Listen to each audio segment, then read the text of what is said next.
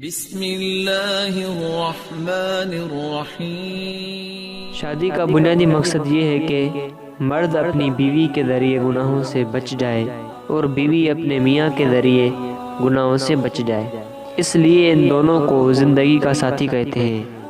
دونوں نے ایک دوسرے کے ذریعے گناہوں سے بچنا ہوتا ہے اور اللہ تعالیٰ کی فرما برداری والی زندگی گزارنے میں ایک دوسرے کا معاون بننا ہوتا ہے۔ ان کا تعلق ایک دوسرے کے ساتھ بہت مضبوط ہے۔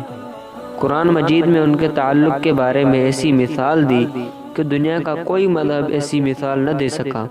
ارشاد فرمایا، ہن لباس لکم وانتم لباس لہن، یعنی تمہاری بیویاں تمہارا لباس ہے اور تم اپنی بیویوں کا لباس ہو۔ میاں بیوی کو لباس کیوں کہا؟ کیونکہ لباس کے دو فائدے ہیں۔ ایک تو اس سے انسان کے بدن کے عیب چھپ جاتے ہیں۔ اگر بے لباس مرد سے کہیں کہ لوگوں میں چلا جائے تو شرم کی وجہ سے اس کو پسینہ آ جائے گا، اور اگر کوئی اسے لوگوں کے سامنے زبردستی بے لباس کر دے تو جی چاہے گا کہ زمین اسی وقت پھٹ جائے اور میں اس کے اندر چلا جاؤں۔ تو لباس کے ذریعے انسان اپنے اعضاء کو دوسروں سے چھپاتا ہے۔ اور دوسرا فائدہ یہ ہے کہ یہ انسان کو زینت بخشتا ہے۔ جسم تو چادر سے بھی چھپ جاتا ہے، لیکن عموماً اچھا لباس پہنتے ہیں سنت طریقے سے۔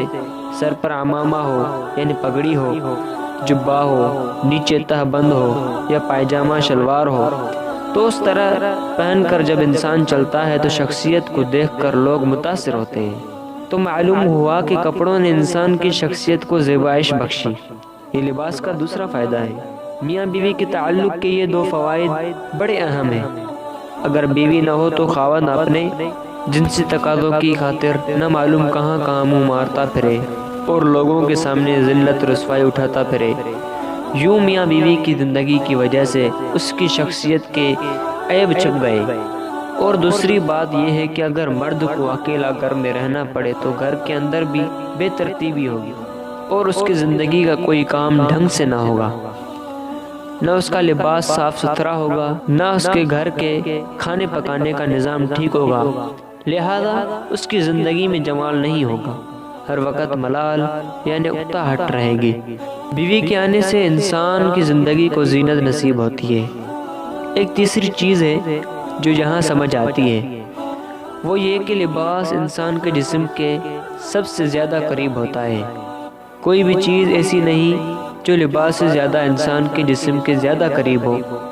تو قرآن مجید میں جو لباس کی مثال دی اس سے بتانا یہ مقصود تھا کہ میاں بیوی کو پیغام مل جائے کہ اے خاوند، تیرے لیے اب زندگی میں سب سے زیادہ قریب ترین ہستی تمہاری بیوی ہے، اور بیوی کو یہ پیغام دیا گیا کہ تیرے لیے اب زندگی میں قریب ترین ہستی تمہارا خاوند ہے۔ تم دونوں ایک دوسرے کے لباس کی طرح ایک دوسرے کے جسم کے قریب ہو۔ جب کوئی چیز اتنی قریب ہوتی ہے تو صاف ظاہر ہے کہ اس سے انسان کو محبت ہوتی ہے، اس کا تعلق ہوتا ہے۔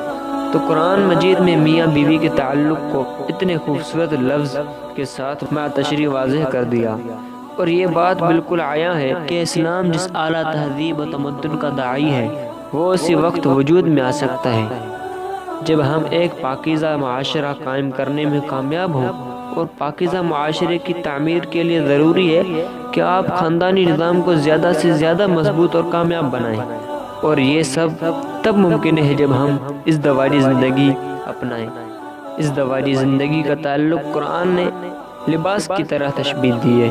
قرآن مجید میں اللہ تبارک و تعالیٰ نے فرمایا، فَانكِحُوا مَا طَابَ لَكُم مِّنَ النِّسَاءِ مَثْنَىٰ وَثُلَاثَ وَرُبَاعَ، یعنی تم اپنی پسند کے حساب سے نکاح کرو، 2 کرو، 3 کرو، 4 کرو۔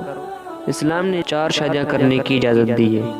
تو تمہاری مرضی ہے جو تم چاہو، اور جو لڑکی تمہیں پسند ہو اور لڑکی کو تم پسند ہو، یہ تو ظاہر ہے، تو اس سے تم شادی کر سکتے ہو۔